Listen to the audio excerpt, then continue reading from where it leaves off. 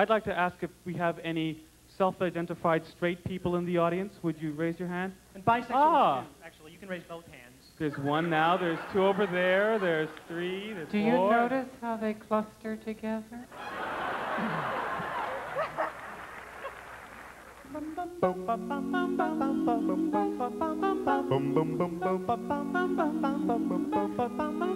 Mr. Sandman, I need a man. Kind of man. No one psychotic or Republican. Someone who will make us scream. Quotations bill ourselves as the world's most famous, openly gay, politically aware, a cappella, doo-wop singing group. Sad person, bring us a dream.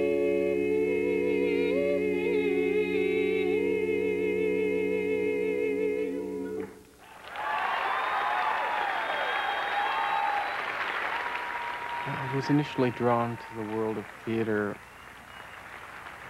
I must have been 7 or 8. And I think why gay children are drawn to the theater is that it's an escape from the oppressive real world where you live, and you figure out early on that it's one way to become popular for being different. Now, we don't like to generalize, but we do sometimes find that our straight friends do not have the flexibility in the wrist that the flirt greeting really requires. So think of this as a version of gay aerobics. We would like our straight friends to shake it out, get it very loose, good. get it, all right. Very good.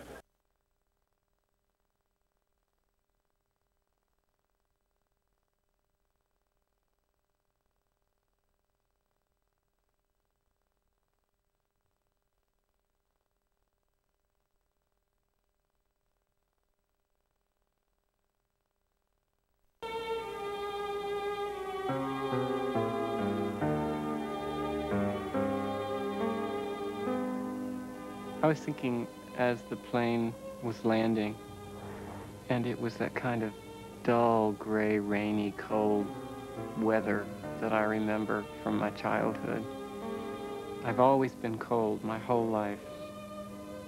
My very earliest memories are of being tortured and tormented about feeling acutely different and knowing that something was really out of whack, that I wasn't seeing anyone in my world that looked like me or thought like me.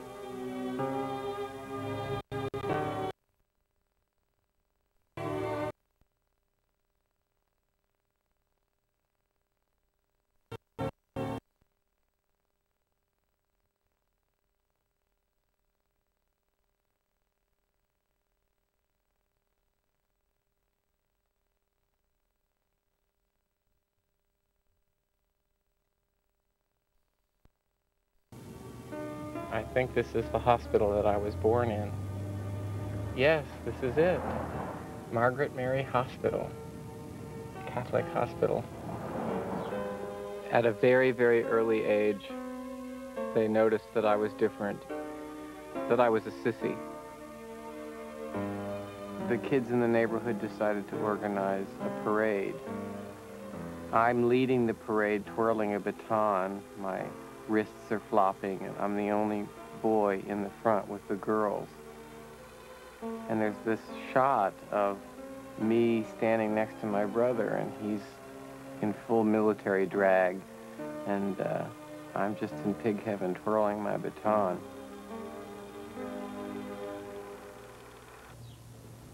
I was tortured by my sexual attraction to men because I couldn't understand it. It was very vague and amorphous. I was afraid of them, but I longed to be near them. We are coming up to my high school, where I was the most tortured as a homosexual.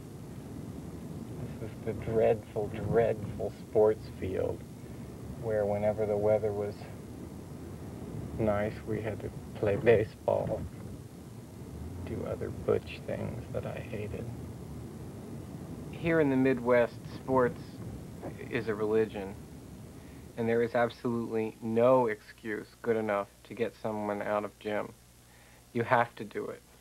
and I was afraid that I wouldn't be able to control my erection around guys that I was attracted to, and that if I got an erection in the shower, it would probably be the end of my life. So what I would try to do would be to lollygag and wait around and be the last to shower. But that began to be perceived as lingering in the locker room. People would come out of the shower and flip me with wet towels, and they really hurt and stung.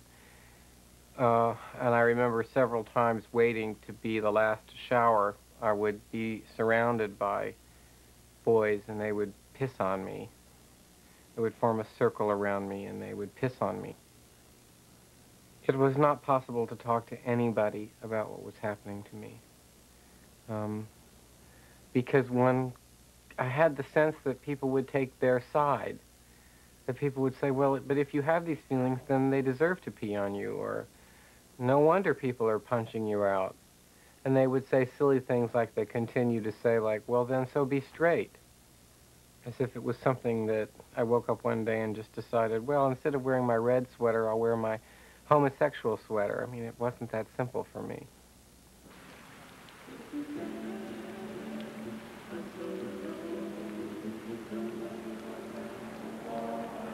Won't you please turn on your magic beam, Mr. Sandman, bring us a dream. A dream, Mr. Sandman.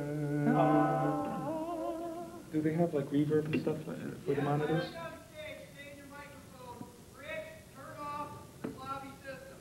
Rick, turn off the lobby system. That wasn't very gay. You should say, Rick, will you please turn off that lobby system? Actually, it's very hard to sing lying down. It feels so good. You want a chair? No, Nadine is going to recline. How unusual. How unusual. Oh. Well, let's try it.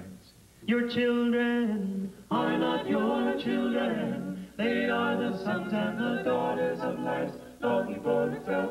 They come through you, but they are not from you. As though they are with you, they belong not to you. I have had full-blown AIDS for 10 or 11 years, depending on what date you want to count from.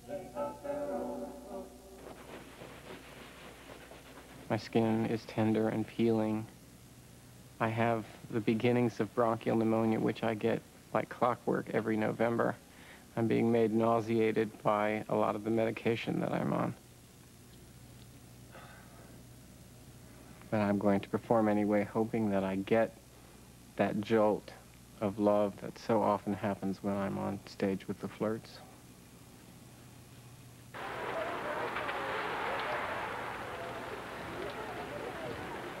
Well, you look great. Have you Thanks. lost a lot of weight, or is I've it gained some since tasteful I started. flat? Yeah, tasteful.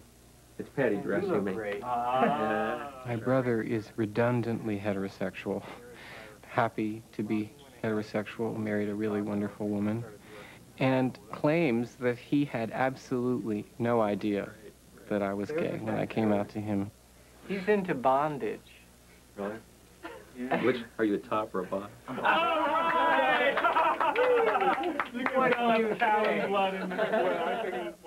But immediately said, well, doesn't matter to me at all. I love you. You're my brother. We've gone through, our whole lives together. You have my unconditional support. And unlike my parents, he meant his unconditional support. Right. Well, All right, man. go enjoy the Later. rest of the Yeah. show, and I'll see you. Careful of my Yeah. scar. All right. Bye. Bye. Good luck. Good performance.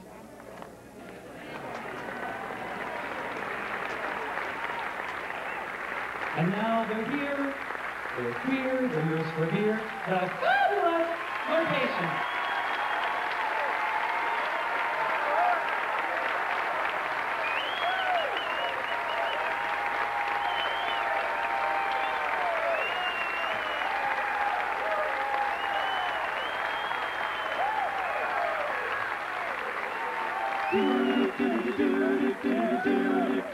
Bow, bow, bow, Mama said on the day I was born, What your mama say? Shaking going on. Was a party next door, and the people calling up for more, and they played that boogie all night long. All night long. I was raised on a beat that was oh so sweet. I had asked my parents to come to this show tonight. they decided that they were not comfortable being in the theater and being part of this documentary. They gave me a lot of excuses before we got down to the real reason, which is shame and fear. Living in a very conservative part of the country, they are legitimately afraid of what might happen to them and their house and their children and their grandchildren if they stand up in a public way and say, we think that it's okay that our son is gay, we love him anyway.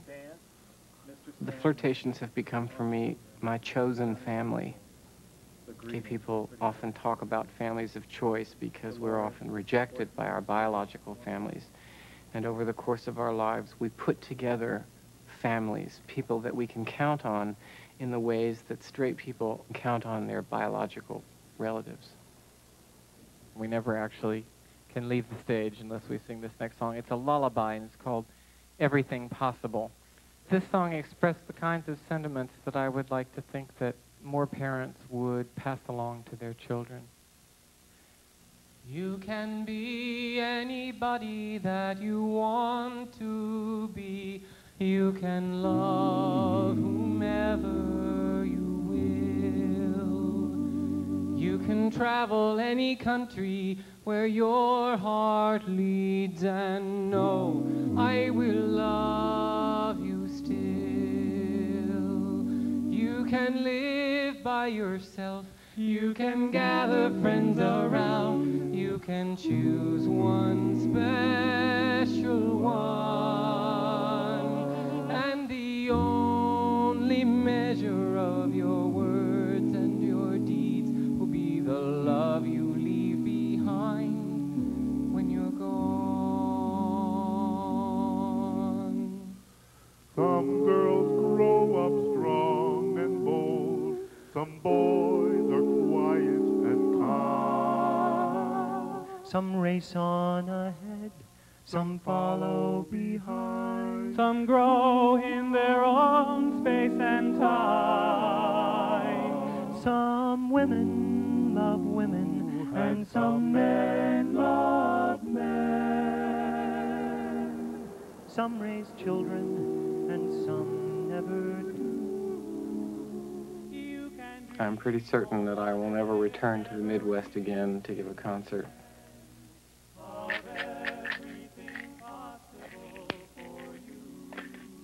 Cancer now covers more than 3/4 of both lungs. Traveling and singing are getting harder and harder to do. You can love whomever you will. I realized that some people could look at my life and say, oh, it was so sad and he died of AIDS, and isn't that tragic? But what I want to come through is that even after all the pain and all the torture and even having AIDS, I can honestly say being gay is the greatest gift I was ever given. I wouldn't change it for the world. One special one, and the only measure of your words and your deeds will be the love you leave behind when you're gone.